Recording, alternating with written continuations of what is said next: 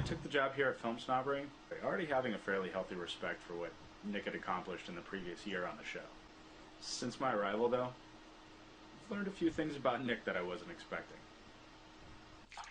For one thing, coffee is the Duracell that powers the show. Lots and lots of coffee. Also, young girl, you're out of Nick's your a car singer. mind. Your love for me is way out of line. Better run, girl. You're much too young, girl. The biggest surprise, however, was the discovery that if you get Nick drunk enough, he suddenly remembers everything that he ever learned or saw in a movie, ever. He's like Rain Man in Vegas, but with movies.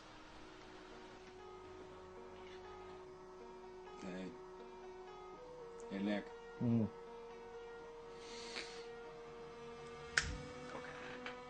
Nick, what is the 53rd... What is the 53rd line of dialogue in the movie Clerks? Nick. What's the 53rd? I'm fucking counting. Okay, so there's two things that Jeff hasn't figured out yet. The first is that I have like 4 times the amount of alcohol tolerance that he has, so I'm never really as drunk as he thinks I am. And the second... Nick. I'll fuck anything that moves.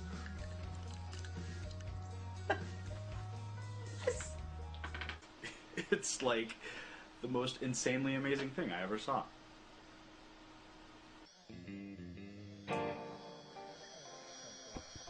I don't want to hear your pitiful excuses. Well, I thought you were a steaming pile of garbage. I can't believe you don't see it. What are you, Helen Keller?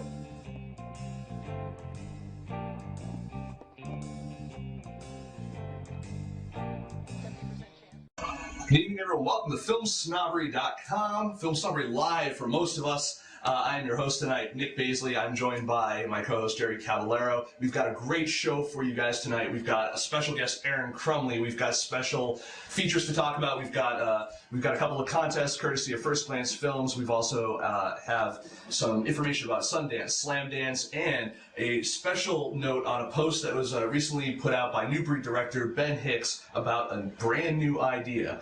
But first things first, to give you an idea of what's going on with our good friend Arin Crumley, first we want to show you a trailer of his first film, Four-Eyed Monsters. We're going to see you right after that. You seem to have a good attitude. Where do you live? Let's exchange a few more pics if you have any. I think I might find you hot.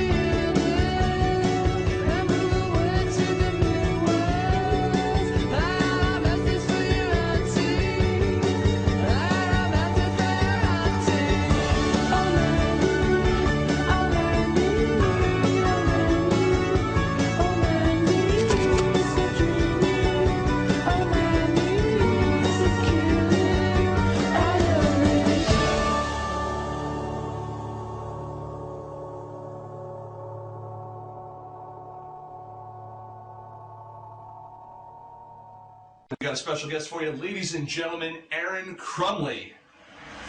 Yay! Hey, Arin, thanks for coming on the show. I greatly, greatly appreciate it.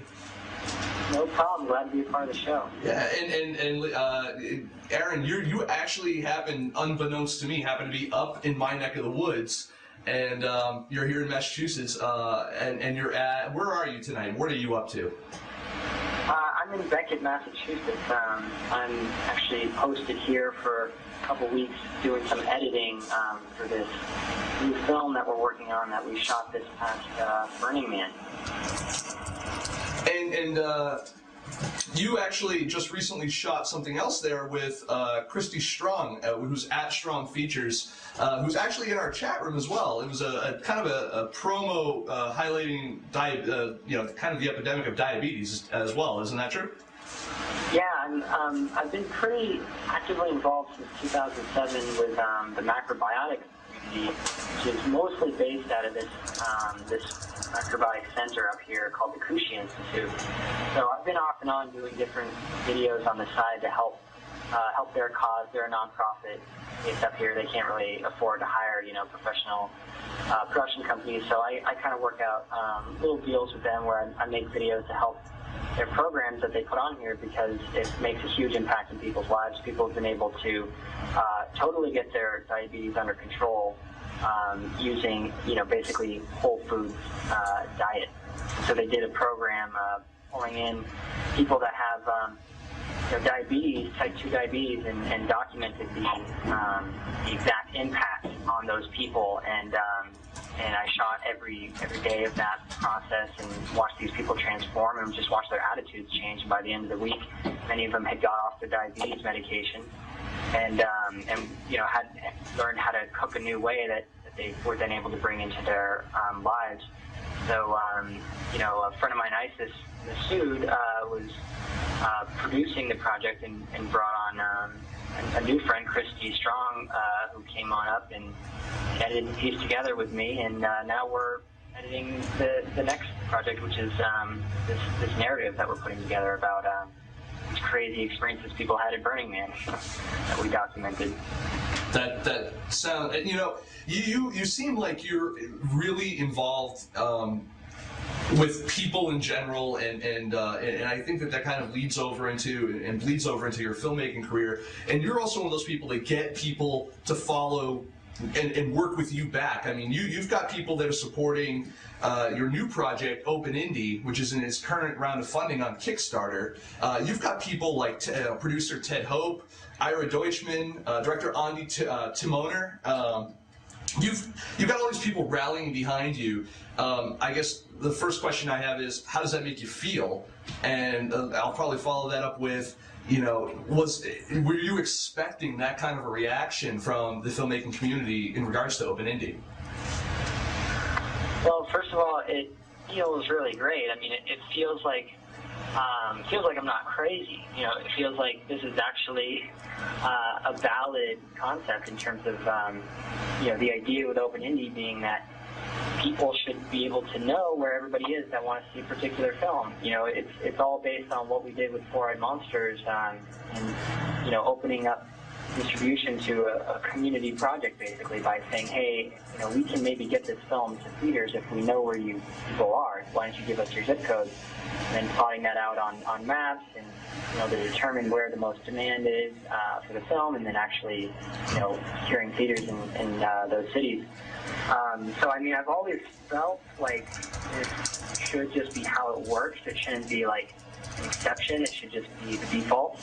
And I've always talked to people about it and gotten really great response. Like, because these Ira and Andy and Ted are all people just mentioned that I've actually met in person and speaking on panels or at different DIY days or conferences or whatnot. So whenever I talk to them, they always, everyone's always like said good things. So I was pretty hopeful that if we could make this possible by making it a collective project where everyone pitches in to, cover the cost of programming Open Indie and actually getting it off the ground, and we could avoid all the pitfalls of what happens when companies try and create like a Web 2.0, application that maybe they hope to sell eventually to Google, or there's this normal kind of technology roadmap that I was trying to avoid with Open Indie, and instead build it with community support. So, it was a risk though, because what if the community doesn't support it? And that continues to be a risk because we're moving into our next phase 2. So to me, to see all of that support just gives me this indication of like, what, it really is a tool that people, that other people also truly believe needs to exist. And if at any point people decide that we don't need this tool and that it doesn't need the support, then that'll be right in its own way. But for right now, I'm really glad to see that it just keeps getting the support to grow. Yeah, and with all the support that you're getting from the independent film community, do you feel that this has more to do with the current state of independent film? Do you believe that filmmakers are looking for new ways, new tools, and new methods to help them reach their audience? Do you think that Open Indie is the solution to the current issue of independent theatrical distribution as a whole, or do you think that this is going to be just a key tool in the toolbox of the new kind of breed of independent filmmakers? Well, it's a challenging question because, I wouldn't say that Open Indie is going to solve everyone's problems. It's not going to solve the world's problems, but I do think that, we are all participating in a time of tremendous change, that the world is transforming, and we see the signs all over the place. Even the economic crisis demonstrates how, as a society, we're beginning to manage ourselves differently, and older systems don't necessarily accommodate all of our needs. It's a huge population with all these ideas and all of these, all this expression that is taking place. So I feel like the internet is this thing that has come to actually address many of the changes and empower many of the changes that are happening on a more sort of core human evolution level. And that as that's been happening with the internet, it's come in and brought completely new implications to all media distribution of any kind. And then when you take something really kind of small and microscopic relative to all that, which is just the indie film community, it's brought, some new variables to the table.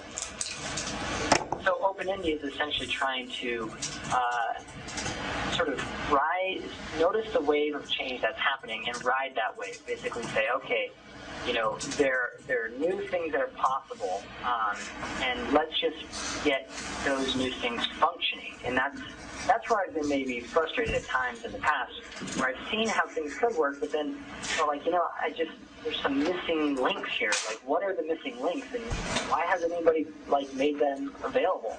And so after watching that happen long enough and seeing a few things kind of emerge that could have almost maybe been a solution, and then see that, okay, that's not really a solution, I just sort of decided, well, I have so many ideas about this, and everybody I talk to is so into it and supportive. Why don't I just team up with someone and make this possible? And that's when I was then fortunate enough to start talking with Kieran Masterton, who is a filmmaker himself and been programming mainstream social network infrastructures for over a decade. So he really has this stuff down, and he was interested in basically making this a reality and making it his pet project if he could just get away from his full-time job, which he wasn't passionate about anyway. So the funding of Open Indie essentially empowered this to take place and to build the first beta of Open Indie, which will be launching March 1st. It seems to me like Open Indie is it feels to me more like it's a theatrical without a box, but rather than taking money from filmmakers, it's helping to put money back into filmmakers' pockets. Yeah, you could describe it that way if you want. I think that.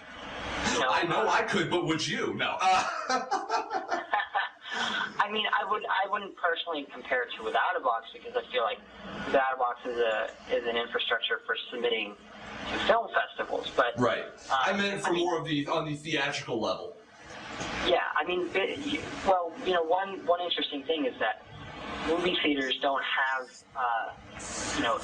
any entry point, typically speaking. Right. We found with Foreign Monsters that we could call movie theaters up cold and just start conversations with them, and that a lot of them were not too interested in talking to us. They would say things like, well, if you don't have a distributor, we really, we can't really work with you. That's how the game's played. Sorry about that. And a lot of them also wanted us to, demonstrate that we were going to be spending $20,000 on an advertising campaign to even consider maybe showing our film in their theater.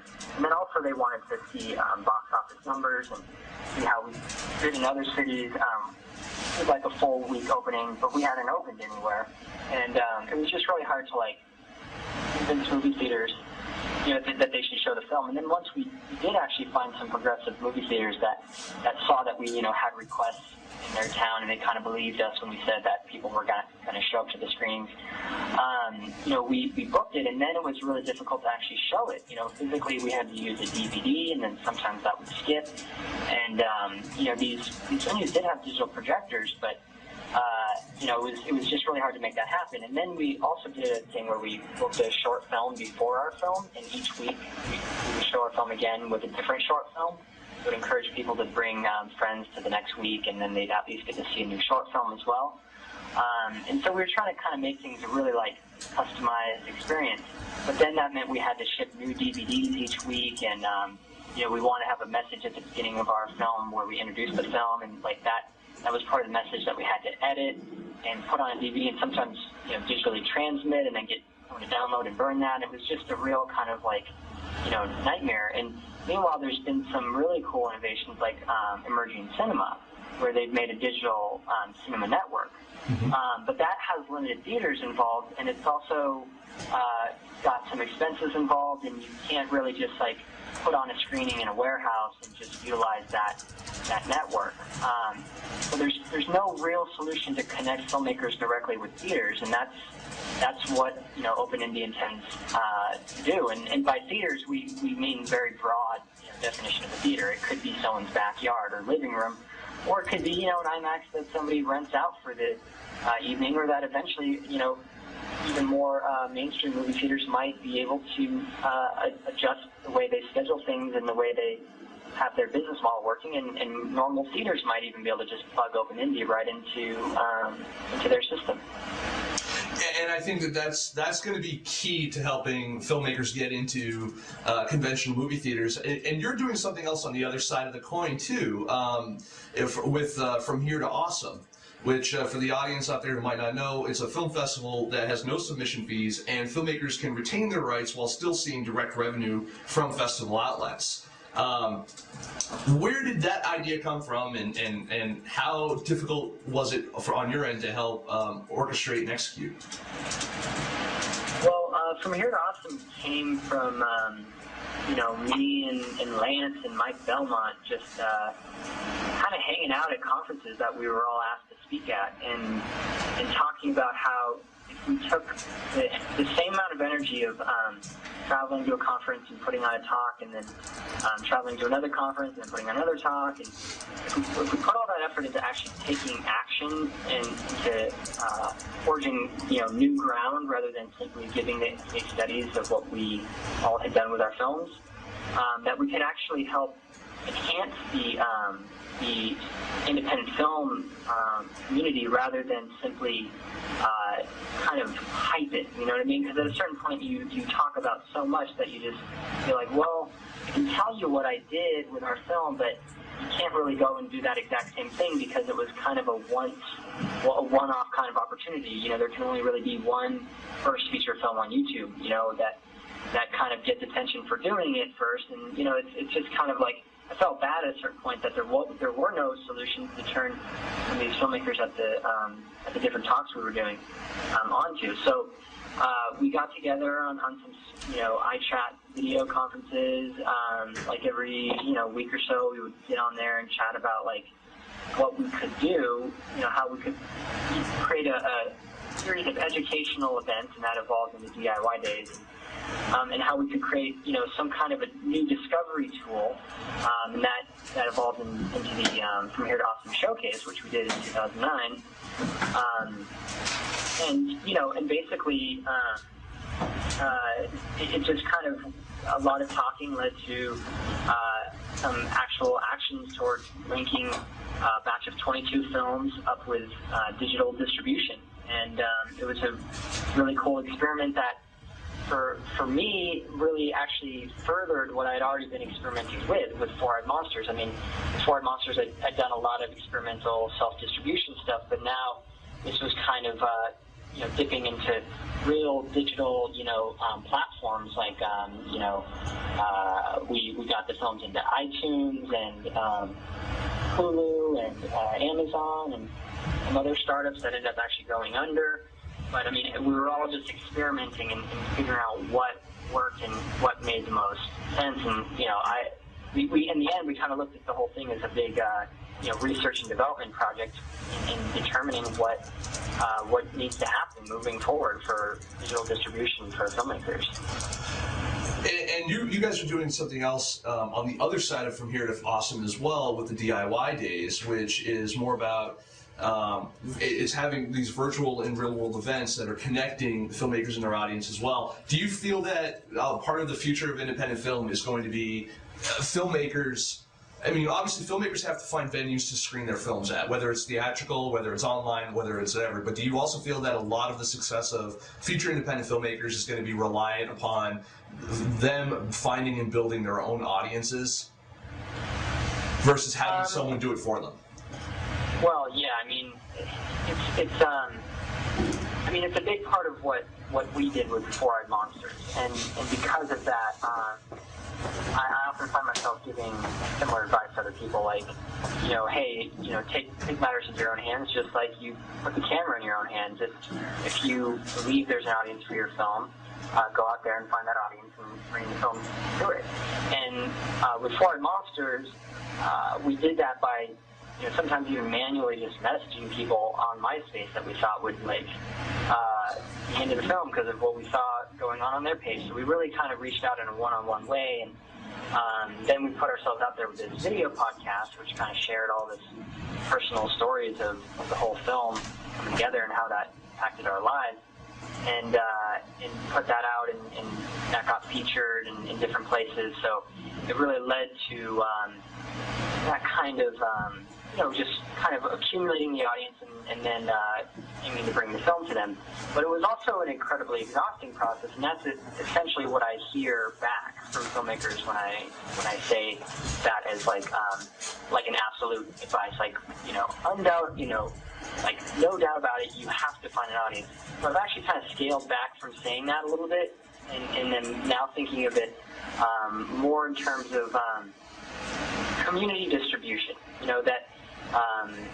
That it's no one person's job. It's not the filmmaker's job. It's not a distribution company's job. It's not a marketing agency's job or a publicist's job. It comes from the entire community, and that works well in a new media landscape because the internet basically is a democratic playing field where everybody is equal. And this idea has influenced how we've designed OpenIndie. On OpenIndie.com, anyone can put on a screening of any film if they're a member of the community. And when filmmakers make their film available, they put on actually an open license onto the film saying, listen, anyone who follows these guidelines has our legal permission to put on a screening, and it defines, that if money is collected, X% has to be sent back to the filmmaker, and OpenIndie gives them the host of a screening the mechanism to make that payment, and it's all transparent so the audience can always see exactly what's going on. But in that kind of environment, I don't feel like it's necessarily the filmmaker's job to find the audience. In a way, it's sort of the audience's job to find the film. And audiences have been consistently taking control of the screens that are in their lives, whether it's a TV screen, realizing, we could get a TiVo and just skip all these commercials and only watch what we watch when we want to watch it, or getting a portable device that brings the internet wherever you go in the world ever. And just the computer screen obviously is a screen that people are in charge of, and then ultimately the theatrical screen. I feel like that's the transition we're in right now, where people are about to take control of what actually plays on the community screens that exist around them. And I think that having now major studio approval of this technique is a really good really good sign that we're headed in that direction. Paranormal Activity, released by Paramount Pictures, utilized the same technique we did with Foreign Monsters, which was to ask people to demand, a screening of the film in their area and get up on a list and then get notified when that screening happens. And that's the exact model of Open Indie.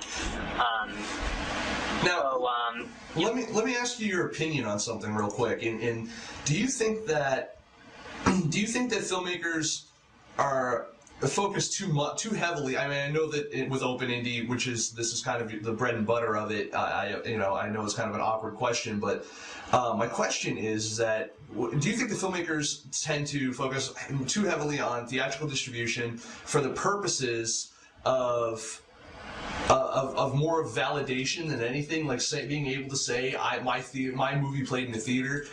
Because it seems that they would probably have a more readily available audience if they were to almost release exclusively online, including the ancillaries like Netflix and IndieFlix and some other places as well, maybe Redbox, etc. Do you think that theatrical distribution is more about, I hate to say ego or vanity, but I did, in your opinion? Well, I have found there to sometimes be an ego-based reason for people wanting theatrical distribution. So, yeah, I definitely think you're touching upon something that exists.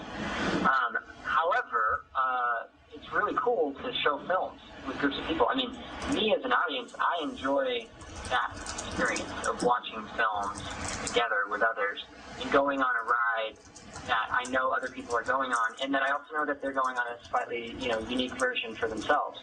And that is completely different than the experience of watching something on a 2-inch screen, while I'm on a train or something.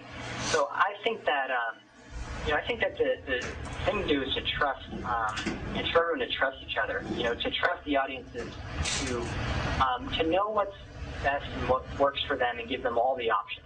So that if somebody really wants to see something instantly on Netflix, or they really want to pay for a download, or they really want to get a free download, or they really want to set up a screening and invite all their friends over, like, whatever they want to do, the internet, gives the promise that they will be able to do it. And whether distribution companies want to allow them to do it or not is kind of irrelevant, because the force of digital media is that it's a river you can't control. It's just going to flow. So the thinking with Open Indie is to just let that flow and just let people put on screenings. And one of the future plans with Open Indie is, once it's all working and functional, with the concept of an open license and the fact that we're building an API, which allows other people to build software on top of Open Indie, it could be possible for Open Indie to also allow filmmakers to get into digital platforms that make the film available in other ways other than theatrical. I think that's going to be really, really important, and I think that what we need to do now is tell people what exactly you're trying to do with Kickstarter.com, and you've already raised over $12,000 in your first round of funding for Open Indie. You're now currently in your second round.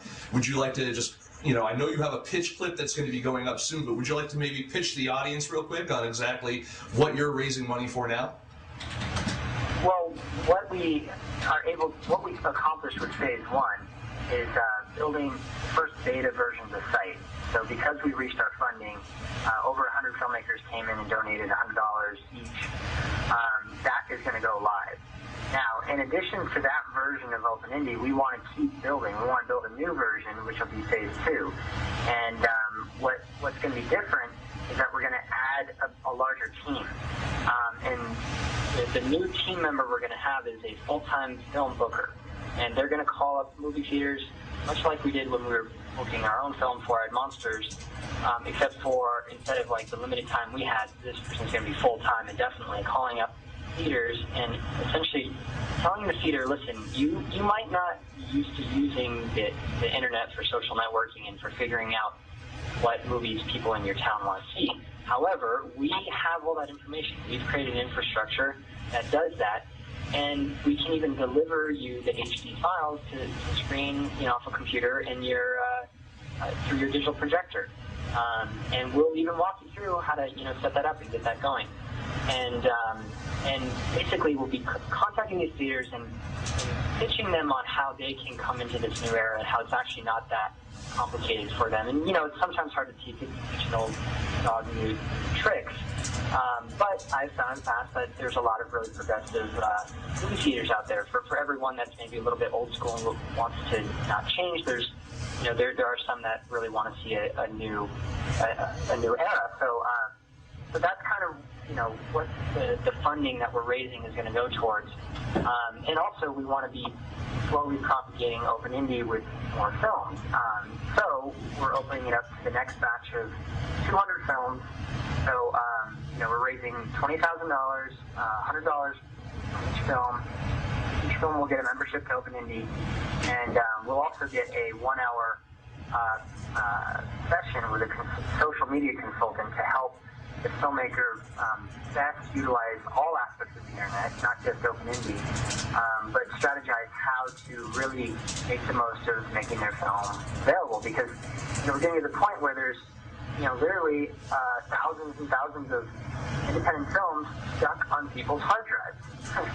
And there are people that want to see these films. Even if it's not a lot of people, that's okay. I mean, it might be, might be hundreds of people, or it might be hundreds of thousands of people that want to see these films. Or it might just be 10 people. It really doesn't matter. I mean, the idea of a platform like YouTube demonstrates that the internet can give us this sort of democratic playing field where it's okay if something doesn't have the greatest appeal. You can still play on the same playing field, still put on a screen in different places where people want to see it. So Open Indie is completely scalable. You've got We Live in Public, which is a Sundance Award-winning film on there, and then we've also got people's first time indie, ultra zero-budget films that people are putting together. So it's a full spectrum of content. And basically, the cost of entry is $100 donation towards building something that is unanimously. I mean, I don't want to say unanimously, but it's very much been discussed about, and many people in the independent film community are like, yes, this is what we all need to build. So it's pretty much a win-win for any filmmaker that has a movie that they would like people to see. Well, I think there's a lot of changes going on right now in the independent film community. There's the Filmmaker Summit that they just had in Park City. There's, there's obviously things that like Ben Hicks is doing with the New Independents. There's, people are doing more and more interactive screenings, and I love to see that. Filmmakers like yourself are on the forefront of trying to change the model rather than waiting for the system to change for them. And what we're gonna we're out of time right now, folks. But what we're gonna do is we're gonna cut to a little piece that Arin actually did for his part of his pitch videos and his follow-ups and stuff for his Kickstarter, which be sure to go check out and donate to the next round of funding for Open Indie. Make sure you follow Arin Crumley at Arin Crumley on Twitter. So it's twitter.com/Arin Crumley. Follow everything he's doing, www.arincrumley.com. He's everywhere. This guy's everywhere, and we're going to be hearing a lot more from him in the near future. I want to thank him for coming on. What we're going to do now is we're going to play you a clip that was made specifically while he was in the process of raising his first round of funding. And on that note, what I want to say to Mr. Arin Crumley right now is I want to say, Arin, I'm mad as hell, and I'm not going to take it anymore. Open Indie has 3 days to raise $2,500. Keep thinking of that quote from the Film Network. I don't have to tell you things are bad. Everybody knows things are bad. Shopkeepers are keeping guns under the counter. Banks are going bust. I'm not going to tell you to write your Congress. Because I wouldn't know what to tell you to write. I don't know what to do about the depression and the inflation and the Russians and the crime in the street. All I know is that first, you've got to get mad. You've got to say, I'm a human being, God damn it! I am a filmmaker, God damn it. My life has value! My films have value! So, I want you... So I want you... to get up now. All of you. I want all of you to get up out of your chairs. Go over to your window. Open it and stick your head out and yell... I'm as mad as hell, and I'm not gonna take it anymore. Get up right now.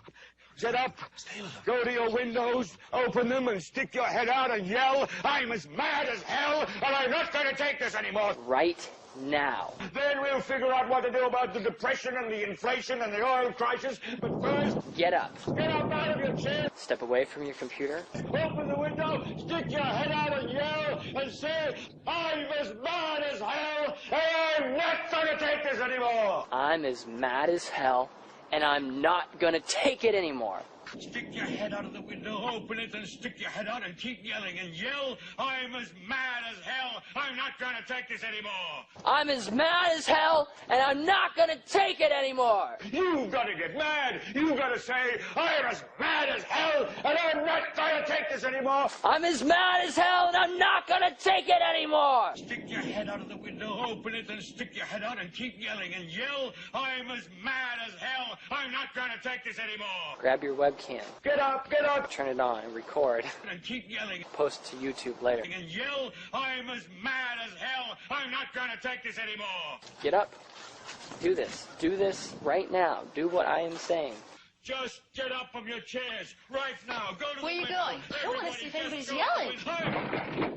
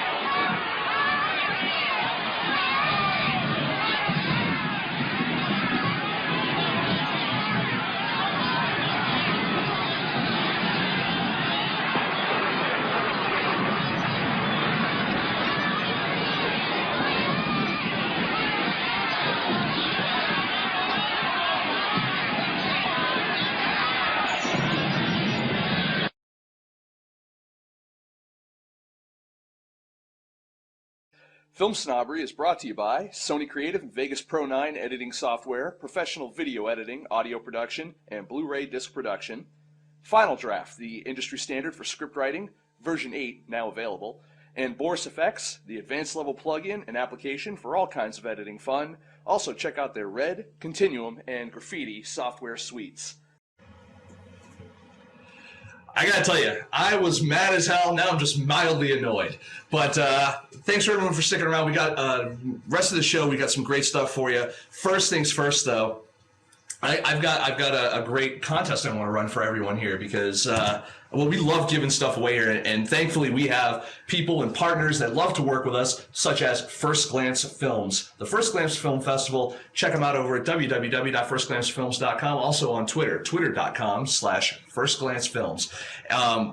This one's going to be a doozy. This one, if you don't know it offhand, it's at least going to require a little bit of research, so I don't expect you to answer right away, but the winner of this contest is going to get a 1-year subscription to Movie Maker magazine, and your name will also be entered in a drawing for a raffle for a prize that is to be determined at a later date as the next First Glance Film Festival draws nearer. So stay tuned for more information on the raffle portion. But for tonight, this is what we've got for you. I want you guys to name me the film that stars a whole slew of people that I'm going to name in 1 second, where they all worked for scale for a good cause. This movie has stars in it such as Laura San Giacomo, Dermot Mulrooney, Sean Astin, Balthazar Getty, Will Smith, Ricky Lake, Lara Flynn Boyle, Peter Dobson, Kyle MacLachlan, Nancy McKeon, Adam Baldwin, in my opinion, the lesser of the Baldwins, and Alyssa Milano. Twitter favorite, Alyssa Milano. She went from who's the boss to who's your tweet. So the first person to give me the title of the movie that all of these people worked on for a scale for a good cause wins a 1-year subscription to Movie Maker magazine, courtesy of Film Snobbery and First Glance Film Festival.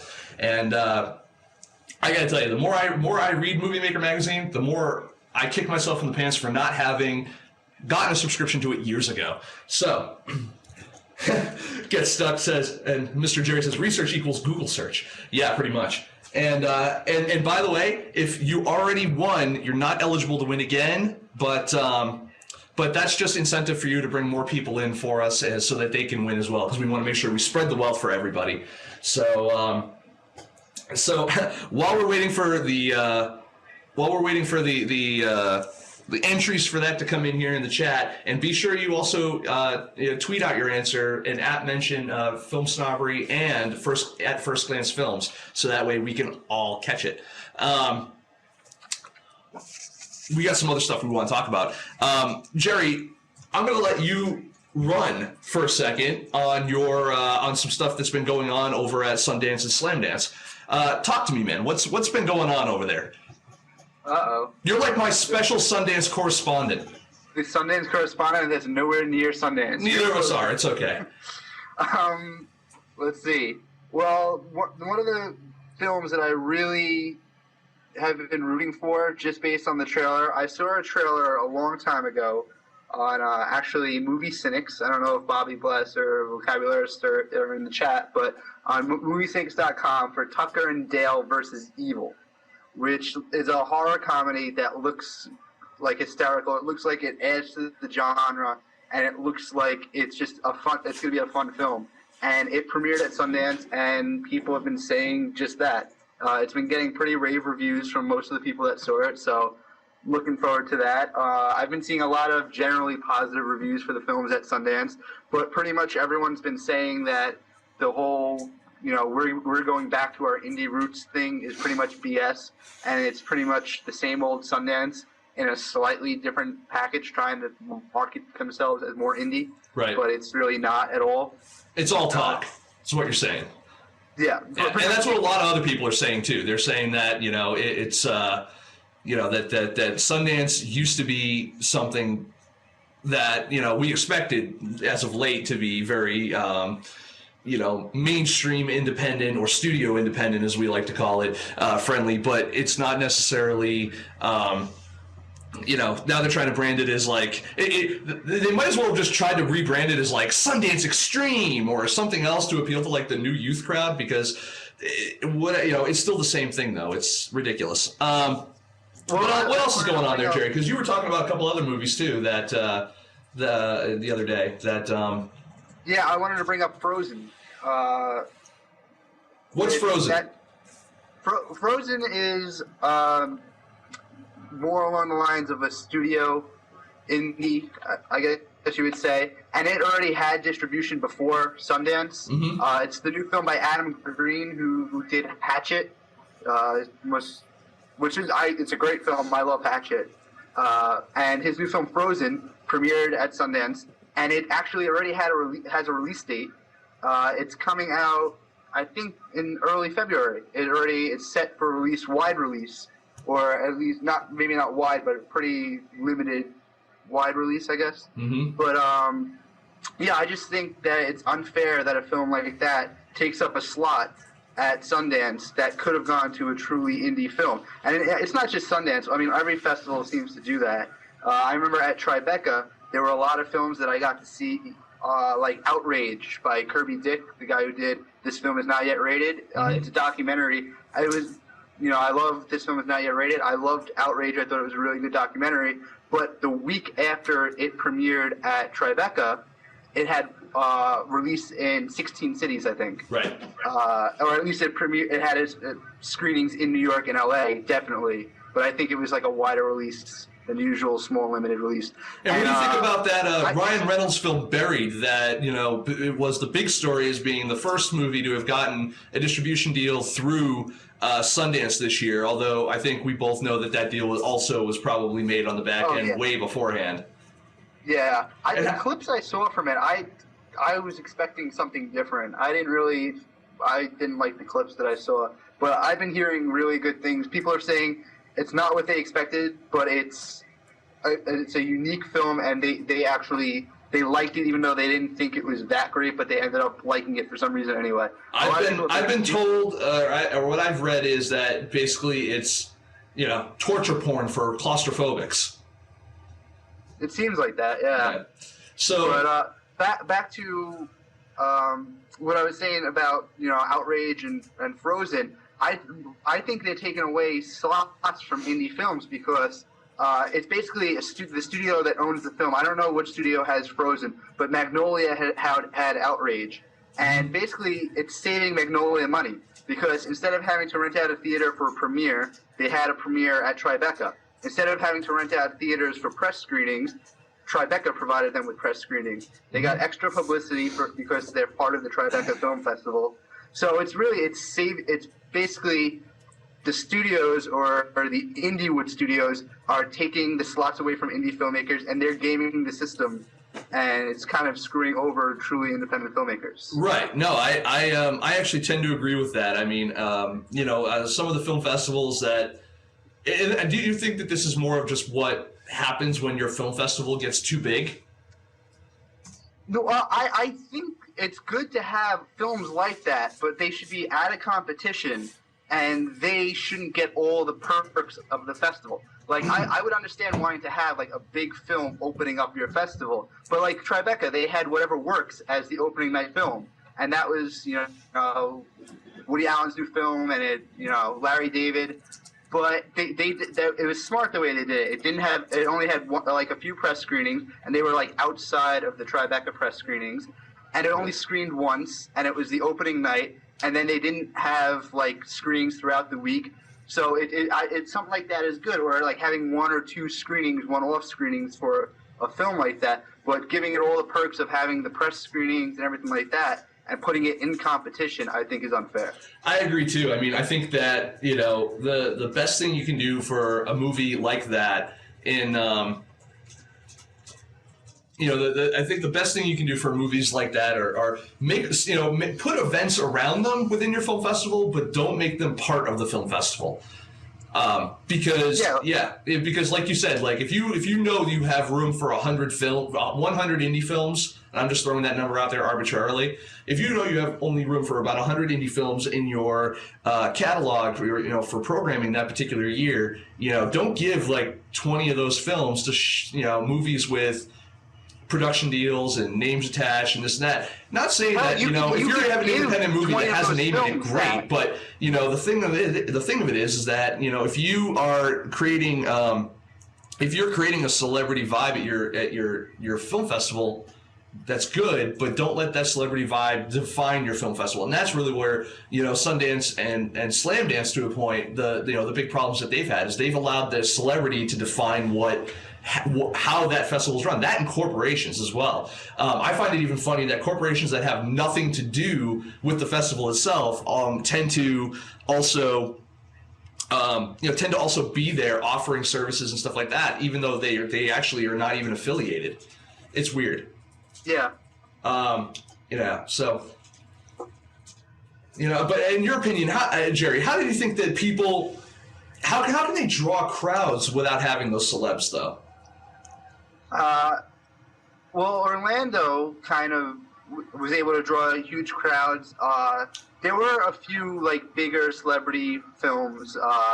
Serious Moonlight, which was directed by Cheryl Hines, and it had Meg Ryan and Timothy Hutton in it. But none of them were at the festival. Cheryl Hines was there for 2 days, but they didn't really advertise her. Like they were advertising that all the films are free screenings.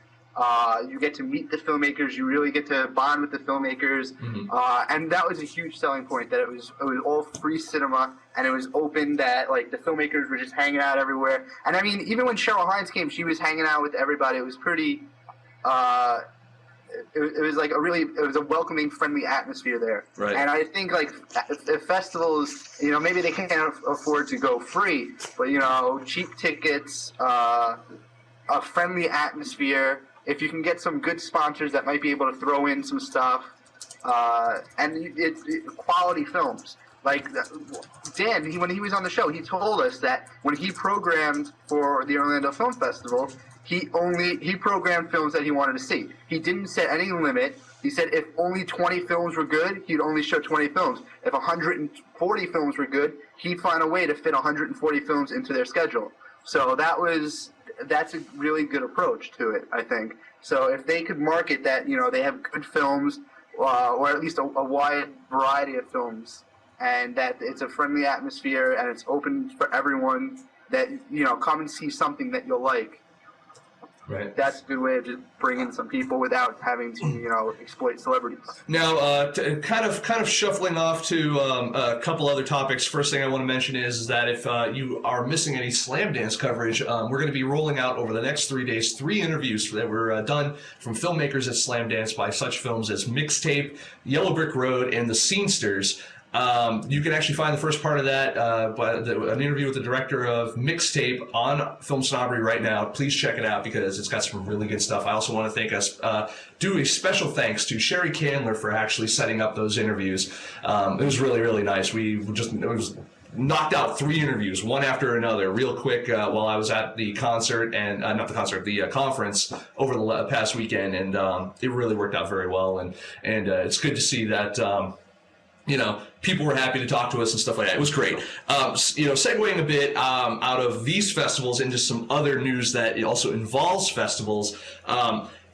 I was reading, I was watching some tweets and I was watching some stuff on Facebook like I always do, and I came upon a couple of retweets and a couple of mentions of an article by Mr. Ben Hicks, the New Breed director that was actually on the show that we interviewed a couple of episodes ago. You can actually check out that archived episode over on filmsnobbery.com as well. And he put out an article entitled "The Idea That Could Revolutionize Independent Film."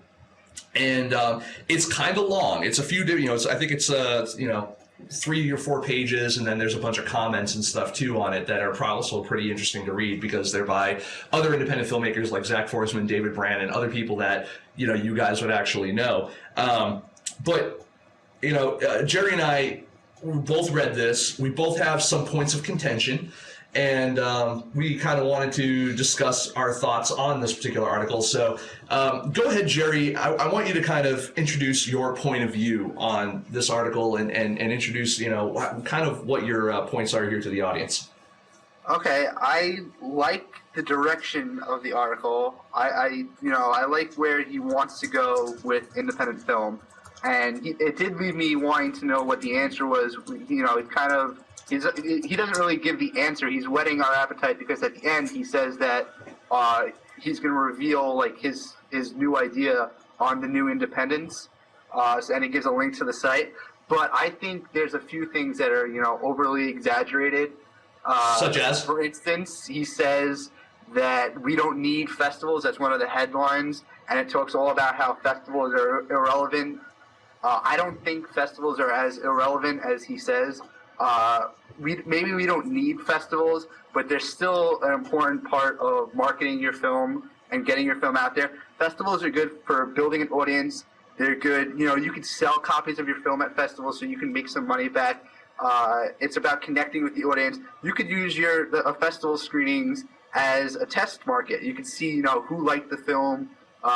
You can get the demographics for it. You could see maybe what didn't work even after your test screenings. Now, I agree on a few of those points right there. One of the points of contention I'm going to make is can you sell your movies at a film festival? DVD copies of your movie at a film festival. Yes, but how much money can you really expect to make with your flicks out on a table? I mean, a couple $100 maybe, and if you throw that up against a movie that cost you $150,000 to make, what kind of real dent in your income are you really making here? I'm not saying it's a way of recouping your budget. I mean, it won't cover your cost of traveling to the festival. It's just you're making a few bucks from it. But those copies of your film are out there. They're legitimate copies that people paid money for, so it's not like they're pirating it. But, maybe they'll pass it to their friends. When I give out copies of stuff like Chuck, I would sell like a copy, and they were like, man, I want to show my friends this. I got to tell them to buy it. And then I say, just have a screening party. But how do you know? I'm going to do that. So it's more about promoting your film and getting the film out there in the hands of people. I agree with you to the point of that it's a networking experience, and it's good for you to get out there and connect with your audience. It's a good idea for you to do some test research. It's also a good idea to network with other filmmakers, go to those industry parties. For you, I will admit, for you, some stuff like that has worked out. I mean, meeting Dan Springen from the Orlando Film Festival has helped out. Yeah. Stuff like that. Do you think that networking at festivals is very important? Even small fests, like he says, the only festivals that matter for networking are Sundance. I don't believe that, because I think you have to define what your career goal is. If you want to make independent movies for the rest of your life, then if you are if you want to make independent movies for the rest of your life, then you know what, maybe Sundance isn't the best place for you. First Glance Film here actually even says you may also be getting a theater for for only an entry fee. Try four-walling a screen and see the difference. Yeah, I mean that's a good point as well. Is if the cost of renting out a theater versus just your submission fee to to a film festival. But the only problem is that I see with that, and I agree with First Glance to a point. The point of contention I have, though, is that if your film is playing in a region that is not necessarily the best place in the country for your, or the world for that matter, for your film to play, it just won't play to that audience, then, to me that seems like a waste of money. And Marinelle says, and the laurels look nice on the DVD.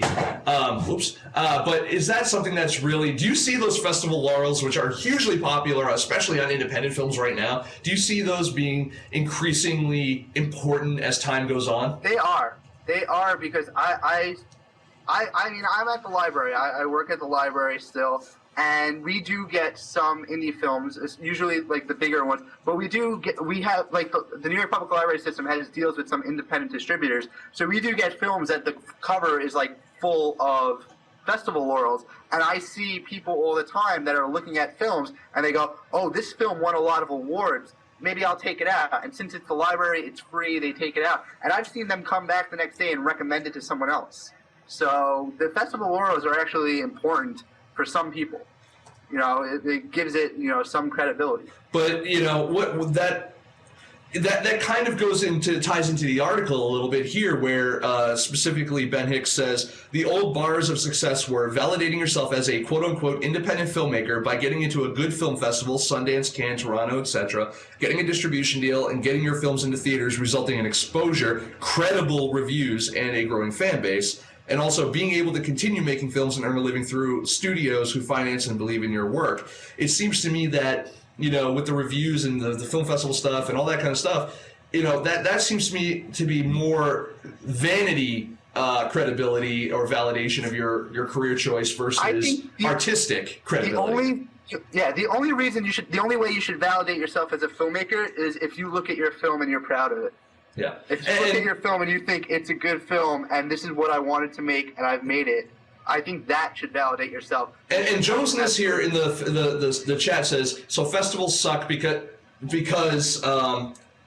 thanks you for taking that off the screen.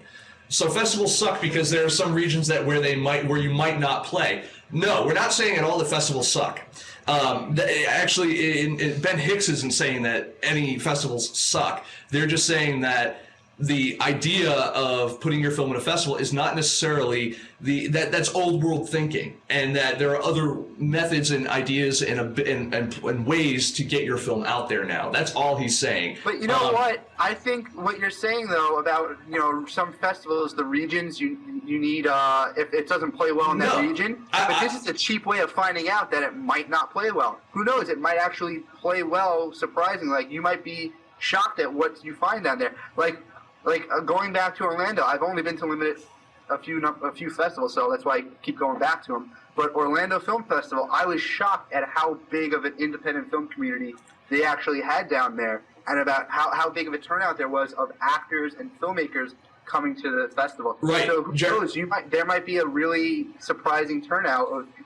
Now, the thing of it is, Jerry, though, is that, and I hate to invalidate your point slightly, is that you have only been to a few festivals, and you've been lucky enough that the places your film has played, the audiences have been accepting of your movie. The big problem I see is that and you say it's a cheap way. to me, $75 a whack, or $50 to $75 or more a whack for a, just for the slim chance my movie might play at a festival, to me does not seem like an inexpensive way of market testing. Because there's a whole bunch of other marketing you have to do that's going to cost you money, that you're going to have to do with these festivals that you get into to ensure that you're getting what I would consider to be a proper focus group of audience people that, will either love or hate your movie. To pack a house in a film festival, in almost any region, unless you're in like New York or LA, you have to do a little bit of work to get people into the seats, and it's the festival's responsibility to do some of that work. It's the filmmaker's responsibility to do the bulk of that work, in my opinion. The thing of it is that and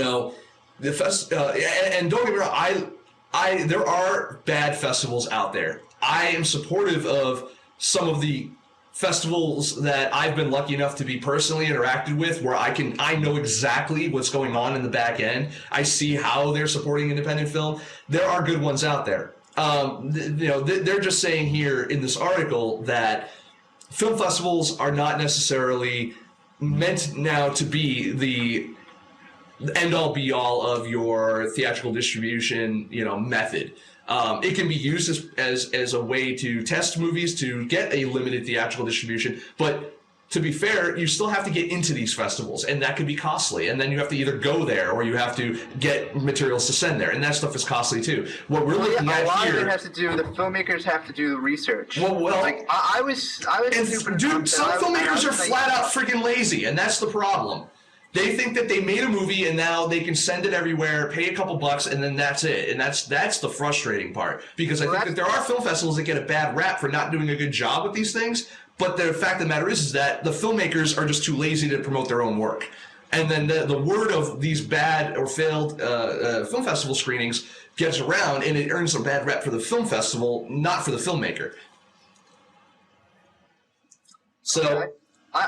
Yeah, but I still think that it's could be used to your advantage. That it definitely is it's an important step still, and I wouldn't say they're obsolete. Right. Well, the next step, portion of this article also talks about distribution, and it says we no longer need distributors, or he said it could also be titled "Distributors No Longer Need Us." And he's talking about, he gives some examples of other films that have been out there that have been reviewed by what are considered to be top film critics like Roger Ebert and stuff like that, who, where these films have been able to do okay on their own without getting proper distribution, have been able to make back money and somewhat sustain the filmmaker's career based upon some other alternative distribution methods.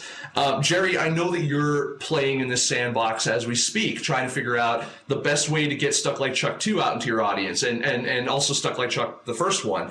So but do you think that again, traditional distribution models are more of a way of just letting go of your film, all the rights to it on top of it, and just saying, you deal with it, I'm done, I just want to go get my money and go make another movie? Yeah, it kind of is. And do you think that's right? After a period of time, you get tired of your own film. Like, I got to a point where I was like, I want to just sell, like, I don't care. If I can get a good enough offer, take it off my hands. But then, it gets my film seen, and maybe it would lead to getting a job on another film. But then, I thought about it, and I decided I didn't want to do that. But that's kind of what a lot of filmmakers do. Like, they get tired of pushing their film. They want to move on to their next project. Mm-hmm. So they try to get rid of it in a way. But I definitely feel that you need to... that self-distribution for independent films is definitely the way to go, or at least the way of the future. So Jerry, let me ask you a question. A few companies out there, but yeah, and Jerry, let me ask you a question. And I'm not. Keep in mind, I'm not picking on you. You're just the only director that I'm speaking with at this very second. The question is the real question is, what are you making that film for? I mean.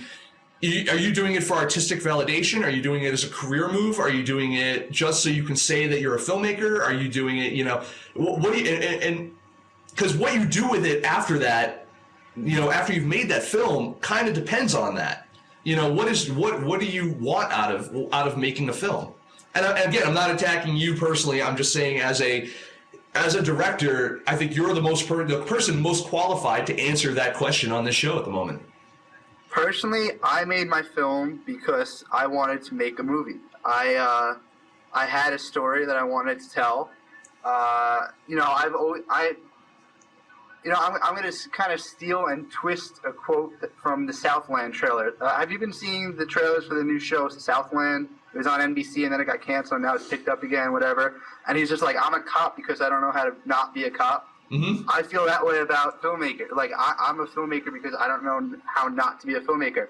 Whenever I'm watching movies, I, you know, think, oh, they should have did this, or I'm critiquing it, or I'm like, whenever something happens to me, I'm like, oh, that would make a good movie, or that would be funny, you know, if I do it this way, or like I'm always writing, and I just wanted to make a film, and I came up with this concept that I was like, I can actually make this film. It's a small enough budget, so I just wanted to do something creative with my time and do something that I was passionate about. So I rallied some people together, I made the film, and I'm trying to turn that into a career. Okay, no, fair enough, and that's somewhat the answer I was looking for in your particular case, because I mean, I kind of already knew the answer just having known you as a person, but the fact, you know, I think that it's a valid question of, you know, you spend, let's say you spend a year, most people, you spend about a year in pre-production, you spend about a year making a film, and then you spend about a year or longer. 2 years. Yeah, you know, and then getting the movie out there and looking for distribution and stuff. That's a huge time commitment of your life. I mean, imagine if you were to make films for the rest of your life. I mean, you could make 10 films, and you know, you can only make 10 films by the time you're 50 if you made like one every year or every 3 years or 5 years or whatever, you know, because of the amount of time and energy it takes to actually put this stuff out there. And the question is are you doing it because you're passionate? Not to you, I'm asking the audience and generalizing more than anything. Do you do it because you're passionate about it? Do you do it because you want to be famous, or do you do it because, you know, because it's a way to make money? I mean, we all go to work as a way to make money, and so, you know, most of us do. So, you know, it's, you know, when I say, yeah, I mean, does it just beat flipping burgers? You know, well, you know, it's a little bit more high profile. I can go to a bar and pick up a girl by saying I'm a producer or a director, kind of the old trick, you know what I mean? So it's a, yeah, there's just, I mean, I don't know. I think it brings up a lot of interesting questions as to, you know, other reasons why independent film seems to be struggling right now. Do you think it's because a lot of people just don't know who they are as filmmakers as far as what their career is? I think if you look at festival films, or films that are like often are playing at festivals and have the ones that really struggle to ever find distribution, and like sometimes they never do, or sometimes, you know, a few years later they'll finally get distribution. Those films are usually not for the mainstream. They're they're passion projects, right, that the filmmakers, you know, spent years on. Sometimes, you know, 5-10 years, you know, writing, perfecting a script, working on it. And some of those films, you know, the filmmaker, even if the filmmaker doesn't have talent, they're just passionate about it, they're dedicated, and they get the film made, which that's in itself is an achievement. And then, you know, they get it to some festivals where, you know, they accept stuff more arty stuff, or maybe the audience is more geared towards those types of films. Mm-hmm. So I think a lot of the filmmakers that you see on the festival circuit are passionate. It's just, where do they go from there? Does the fact that they can't get distribution, you know, do they get less passionate about it until eventually they want to just make anything to try to sell it, and then, you know, try just to hope to one day get passionate again? Or do they, you know, give up and start flipping burgers? Well, you know, look, I mean, as far as the, you know, the article that we're talking about is concerned, it's actually much longer, and we're out of time, unfortunately, but I highly recommend everyone head on over to newbreed.workbookproject.com and search by director, and Ben Hicks is like right at the top. check out this article, and also check out the next article that he's actually going to be working on here that is coming out is his announcement on him spilling the beans of what the new independence is, and I'm actually really looking forward to that as well. It's a really good article. I think it really will spark some debate. I would love to cover this more, but we're out of time. What we're going to leave you with, though, is another game-changing group of people. We're gonna leave you with a video that Zach Forsman did of a bunch of directors prior to the Filmmaker Summit out in Slamdance, and some of the ideas that are being bashed around there. I think that it's really pertinent, and we're gonna leave you on that. I want to make a quick announcement first of all, though. Conan O'Brien's going to be taking over Film Snobbery and booting me out to another time slot. No. Actually, we are going to be making some changes here in the near future. One of those changes, and I'm going to keep you guys updated as they come, but one of the new big changes we're going to make is we're actually going to be, and believe me guys, it's for the better, we're actually going to be canceling the Friday shows from now on. So no Friday show this week and going forward. The reason being is that we've got so much new content, new stuff, and possibly new projects that are in the works right now that we just may not have time for 2 shows a week. But keep checking us out here on Tuesdays. We're going to be switching also to 10 o'clock on Tuesdays, and we'll make sure that we advertise that out there to everyone so that way you guys all know. But it's going to be 10 p.m. Eastern Standard Time from now on, and we've got some more changes coming up in the future, but we figure we're just going to spoon feed you little bits until we get you on board. So thank you everyone for showing up tonight for this half replay, half live episode of Film Snobbery Live. I want to thank my co-host Jerry for putting up with me the past couple days because I've been a bit of a prick, and my producer Jeff Koenig. But I just want to thank everyone for showing up on a kind of an off day, and I want to make sure that I express to you guys how thankful I am. I want to thank First Glance Films, and I want to thank the rest of our sponsors. Everyone, have a great night. Check out this video by Zach Forsman of Sabi. Bye. Bye. Suck like Chuck. There needs to be something that, whether it's a widget or some kind of thing, where there's a better way to connect the audiences back to the films when they do come out in some other fashion on an ongoing basis, because you are the voice, the curator who's bringing these together. And there's just, you get a theater with 600 people, they walk out the door and they're never going to remember that film again. But if you remind them, they'll go, oh shit, yeah, let me tell all my Facebook friends to put it in their Netflix queue. But someone's got to build a platform that makes that happen easily. So even if you don't share the email addresses of all your patrons for whatever reason, you can still help the filmmaker get to those audiences and their friends again. Yeah. See, I think you can go beyond just festivals teaming up. Absolutely. I think it's kind of like, okay, Slamdance happens in January, and the Austin Fine Arts Museum will run a program of maybe take 5 Slamdance films during the festival and complement it with regional films, and you can find a really different type of venues. It creates more people, more audience, new audiences, and new audiences and new venues. I think that's way more exciting. Whether it's stitching together, 3 festivals and giving yourself even a slow build. You know how we talked about the issue of slow build?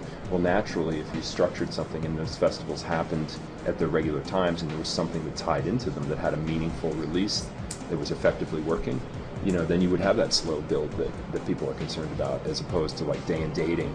I think the concern right now with day and dating out of a festival is it'll be just a spark in the pan. It's like, how do you sustain that? Are you prepared to? How does anybody even know it exists? The structuring of cultural institutions and other, whether it's universities, museums, whatever the stitching together of it is, an alternative network. That makes a lot of sense, and I think it'll be a core of the discussion. What you could do very simply with a group of film festivals is, rather getting in the way of the daily infrastructure of how they're working, or their direction, perhaps their egos, is you simply come to an agreement and you say, look, we're going to help build audiences for these films that we have programmed, right? So say if we have 12 film festivals, and each of us are going to show this film, right? That's going to be programmed in our festival. That's how we're going to support that film. That's how we're going to support one another. That could be a way to, and that could be a good way of building an audience. And that's kind of a slower burn. Yeah. That could be one way of doing that. Taking a dozen films, for example.